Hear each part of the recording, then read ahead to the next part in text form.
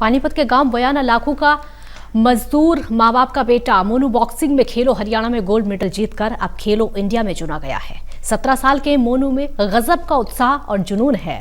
आपको सुनकर हैरानी होगी कि घर में खुराक ना मिलने पर मोनू ने गांव से लस्सी और दूध मांगा।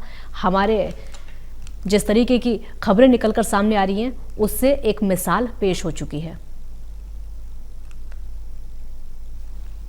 खेलों में अब हरियाणा लगातार कमाल कर रहा है। खासकर पानीपत, सोनीपत और झज्जर ने झंडे गाड़ दिए हैं। 2 दिन पहले खेलो हरियाणा में पानीपत के गांव बयाना लाखू के मजदूर मां बाप के बेटे ने बॉक्सिंग में गोल्ड मेडल ही नहीं जीता, बल्कि प्रदेश के करीब 250 बॉक्सिंग प्लेयर्स में ओवरऑल बेस्ट बॉक्सर चुना गया।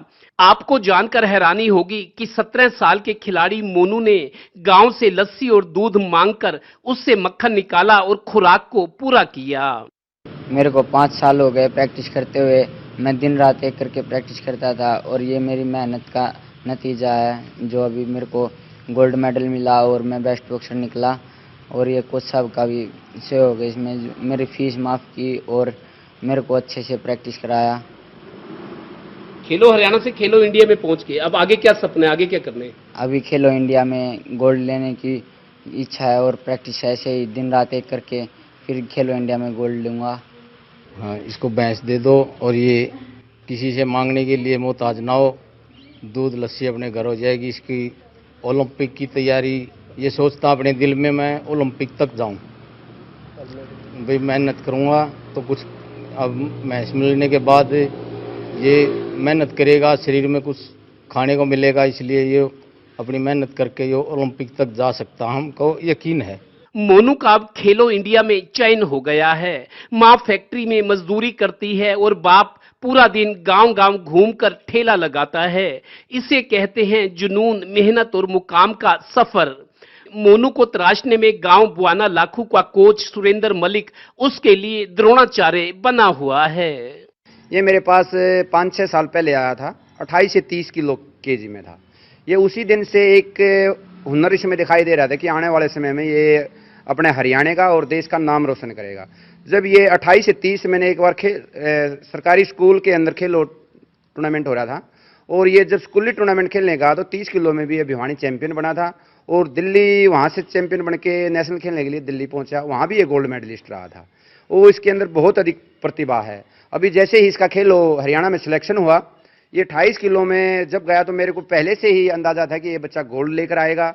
और इसने अपनी सारी बाउट एक तरफा इसने 5-0 से सारी बाउट जीती। गौरतलब है कि हाल ही में पानीपत के गांव खंडरा के नीरज चोपड़ा ने ओलंपिक में जेवलिन थ्रो में गोल्ड जीतकर देश दुनिया में अपनी धाक जमाई थी।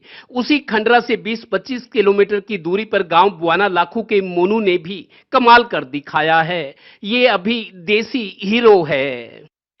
सुना है तुम्हारी मतलब घर की स्थिति ज्यादा अच्छी नहीं है, खुराक के लिए भी दूसरों की मदद मांगनी पड़ती है, लस्सी। मेरे को डाइट अच्छी नहीं मिलती घर पे, इसलिए मैं किसी दूसरे के घर से लेके दूध लस्सी पीता हूँ। गौरतलब है कि गरीबी से जूझ रहे वाल्मीकि परिवार के इस होनहार खिलाड़ी का पिता खट्टर सरकार से हाथ जोड़कर अपील कर रहा है कि बीजेपी के प्रदेश अध्यक्ष ओपी धनखड़ की गोल्ड जीतने वाले खिलाड़ी को खुराक के लिए मूरा नस्ल की भैंस इनाम में देने की घोषणा को पूरा करें।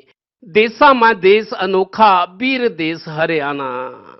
खेती, उद्योग, व्यापार के बाद आईएएस की परीक्षाओं में नाम कमाने वाले हरियाणा ने अब खेलों में अपना दम दिखाया है। एक पखवाड़ा पहले मेन ओलंपिक्स में जो 7 मेडल भारत को मिले थे उसमें 3 खिलाड़ी हरियाणा के थे, एक नीरज चोपड़ा पानीपत और 2 सोनीपत के। अब कल पैरा ओलंपिक्स में जो 5 मेडल कल आए हैं उन 5 में से 2 हरियाणा के हैं, एक झज्जर का, एक सोनीपत का। तो हरियाणा अब खेलों में भी अपना दमखम दिखा रहा है। मस्त हरियाणा। कैमरामैन राजेश कुमार के साथ देवेंद्र कथोरिया, टोटल न्यूज, गांव बयाना लाखू, पानीपत।